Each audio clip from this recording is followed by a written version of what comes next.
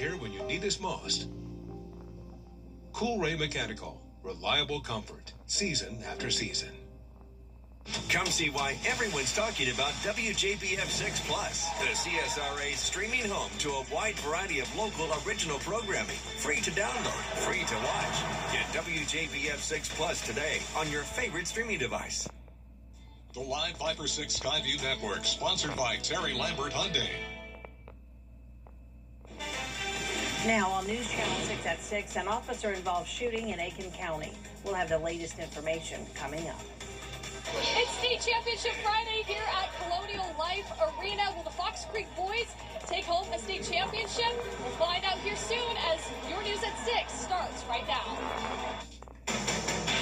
Live from Television Park, this is WJBF News Channel 6 at 6.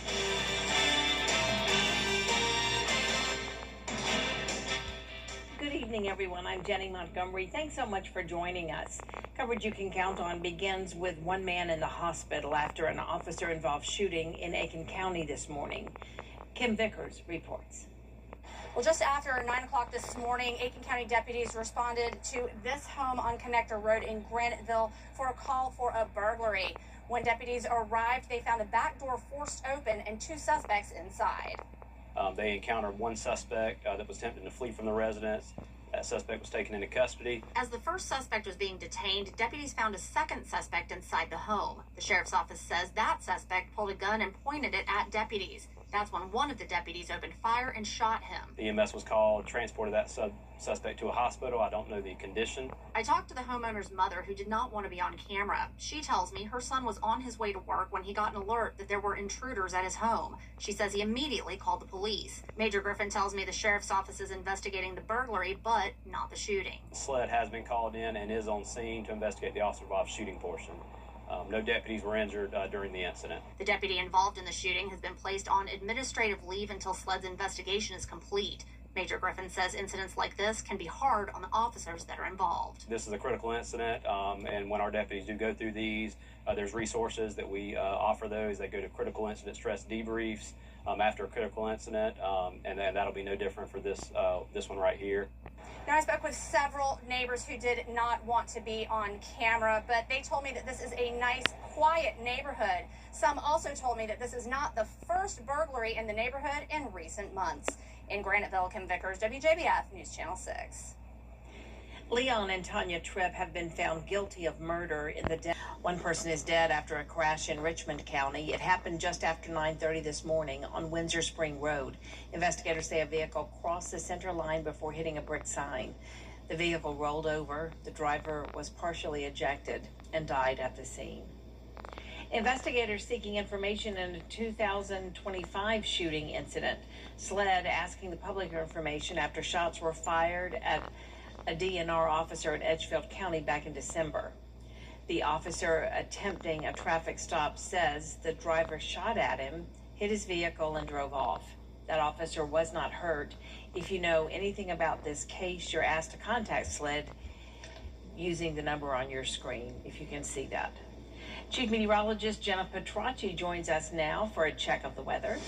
Well, we are seeing some isolated showers and storms develop just outside of our viewing area. And if you're in places like Saluda, Edgefield, Johnson, or Washington counties, you may have run into a brief downpour today. But it's kind of like the CSRA is a force field with all of this rain around us, but it's really just not making its way into our area. We do have this heavy downpour that is producing some lightning that's been sitting over Covington along I-20 for quite some time, and a lot of lightning all around the Atlanta metro. And here's our Terry Lambert Hyundai Skyview cam showing a pretty stormy view. Definitely some rain coming down in the distance, but here in town things are looking good. It's still very warm.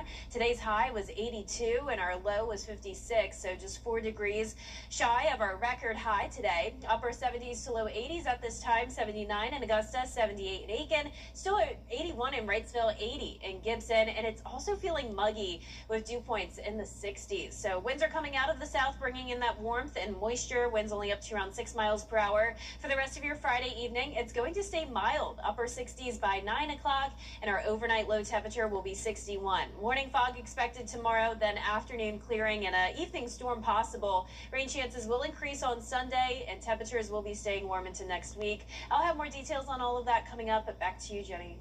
All right, thank you very much, Jenna. Now, former Grovetown Mayor Gary Jones announced today that he's running for the Columbia County Commission chair seat. The Harlem native and former police chief has been serving the city of Grovetown since 2015. Current chairman Doug Duncan cannot run again because he's term limited. Mayor Pro Tem Eric Blair will serve as interim mayor. Jones is running against District 4 Commissioner Allison Couch in the May 19th Republican primary.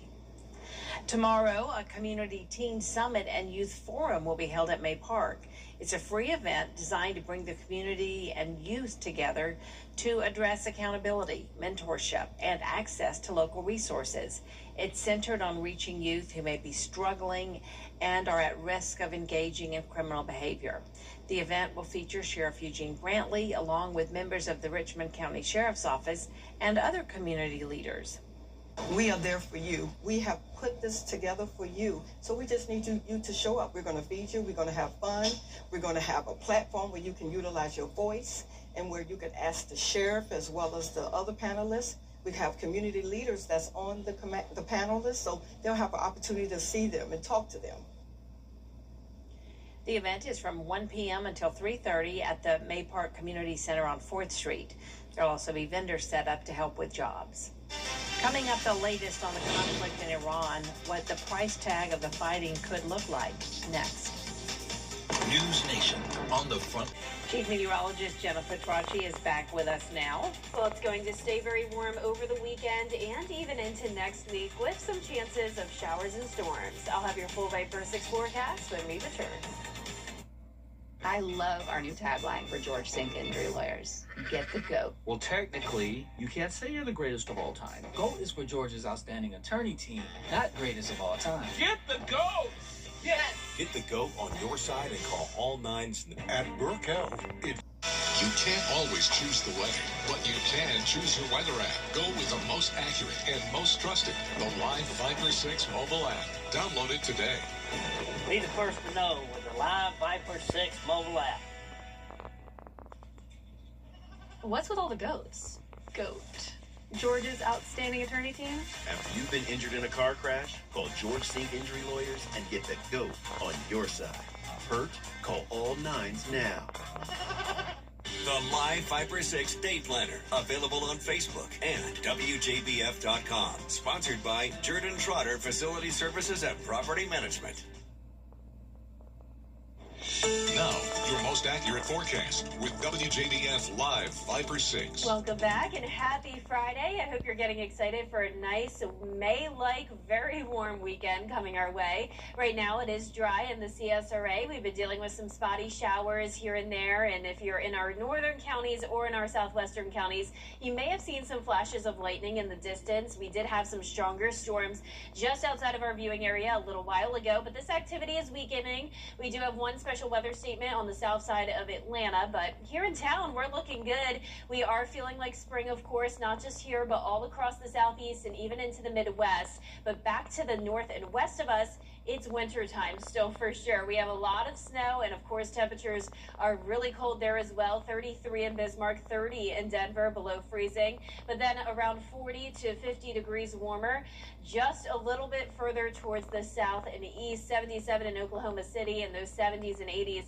continue all the way across the East Coast. Current temperatures here in the CSRA: 76 in McCormick and Washington, up to 80 in Millen and Sylvania. Augusta got to 82 earlier today. And here's our Terry Lambert Hyundai Skyview cam showing the cloud cover returning and a beautiful sunset. So we've been on a rinse and repeat forecast with the cloud cover and fog in the evening hours and then in the morning hours. But during the afternoon, it's been sunny and just beautiful.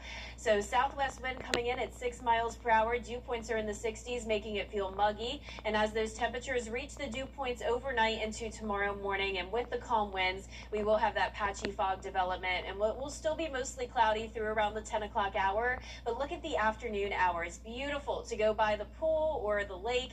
A little chilly to get into the water still, but it's going to be feeling like May for sure this weekend. These are the average temperatures for mid-May. Now, if you are going to be outside, especially laying by the water, I want you to keep an eye on radar though, because we can't rule out some isolated storms on Saturday, and then rain chances will increase to 40% on Sunday. Now, these warm temperatures will continue into next week as well, several days ahead of 80s, and we will even be coming close to some record high temperatures. It's also going to stay muggy with dew points in the low to mid 60s over the next several days with those rain chances on the way, but it's looking like we're going to stay dry at least through around 4 o'clock across the entire CSRA tomorrow. Storms starting to our west and then approaching our northern counties by around dinner time tomorrow. So once again, just keep that in mind. But luckily, a lot of this activity looks to come in overnight into early Sunday morning. So we'll get a break mid-morning on Sunday when you're headed out the door. But by the afternoon, that's when another round of rain is possible, especially right across the metro and our northern counties. Our southern line counties may not get much rain at all this weekend, and you can see that here with our potential rainfall totals. Places to the north, though, that do see some storms develop with heavier downpours could even get up to around an inch of rain, though. So it's definitely going to be beneficial if we do see that rain, since we're in a drought. So that would be great news. But our lows tonight are going to be in the low 60s with the fog and clouds. Highs tomorrow in the low to middle 80s. Average high is still 68, and we'll be back to it by around next Friday. We're going to see a more powerful cold front coming in, bringing in a chance of rain next Thursday into Friday. And then we will see the temperatures warm right back up into the 70s next weekend. Now, congratulations to today's umbrella winner. That is Zora Miller from Augusta. Zora, you can pick up your Viper 6 umbrella here at the station and sign up to win yours on WJBF.com. All right. Thank you, Jenna. Yeah. Coming up next, the Fox Creek boys basketball team plays in the 3A state championship against Christ Church. We'll have a live report from Colonial Life Arena in Columbia coming up next in sports. Georgia is Trump. News Channel 6 congratulates Shantae Bradley, this year's Remarkable Women honoree. Shantae is the founder of Because Butterflies Are Blue, a local organization dedicated to fostering a positive influence for at-risk girls in our community. To be that for the young girls, it just means so much. Shantae will represent the CSRA at next star's Remarkable Women National Award Ceremony. Remarkable Women is presented by Goodwill of Middle Georgia and the CSRA. Breaking news. The president was happy, Georgia. When a bank gets a new customer, they will email you just a bunch of links and say good luck, and that's just not us. A community banker sees this as a start of a new relationship. So we will come out to your office with a group of business specialists. We train your staff to use all the tools designed to boost financial performance. The bottom line is a community banker is in the trenches with your business every step of the way. I'm Lauren Mansfield, and I would love to be your first community banker. Time with your family is sacred. I cherish the moments I spend with my wife and son every day. As a lawyer, I know how an injury can change all of that in an instant. It impacts your health, your work, your loved ones, your whole life. I'm Austin Jackson, the Augusta guy. After your accident, I'm here to help you recover and get what you deserve for your injuries so you can get back to the moments that really matter. After an accident, call Austin Jackson, the Augusta guy, 706-724-7224. In Georgia, family 7224. In Georgia, family means everything. At Peach State Insurance, we believe protecting family shouldn't drain your wallet. That's why we work with top carriers to find affordable rates that fit every stage of life without ever cutting corners on protection. Because when you're with Peach State, you're not just a customer, you're family. Peach State Insurance. Don't overpay. Call today. News Channel 6 congratulates Shantae Bradley, this year's Remarkable Women honoree. Shantae is the founder of Because Butterflies Are Blue, a local organization dedicated to fostering a positive influence for at-risk girls in our community. To be that for the young girls, it just means so much. Shantae will represent the CSRA at next star's Remarkable Women National Award Ceremony. Remarkable Women is presented by Goodwill of Middle Georgia and the CSRA. Breaking news. The president was weighing in on the... You can't always choose the weather, but you can choose your weather app. Go with the most accurate and most trusted, the Live Viper 6 mobile app. Download it today. Now, WJBF sports coverage you can count on.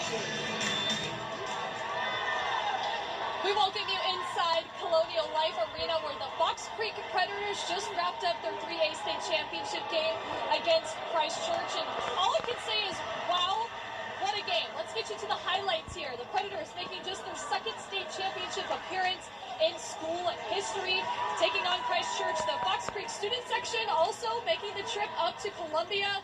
Let's go to the first quarter here. Kobe Sims connects with Chance Allen. He finds some space, gets that mid-range jumper to go. Now, the same connection here is Allen.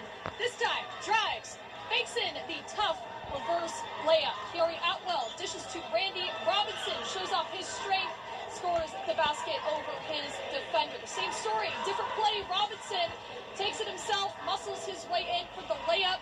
Let's head to the second quarter. Chuck Swartz makes his defender miss. He drives and he throws it down. It was a tie game at halftime, but the Predators do fall in heartbreaking fashion, 52-49. We will have more post-game reaction coming up at 11, and there is much more basketball to get to here as Ellison Hubbard is in Douglasville, Georgia, covering our final four teams. Ellison.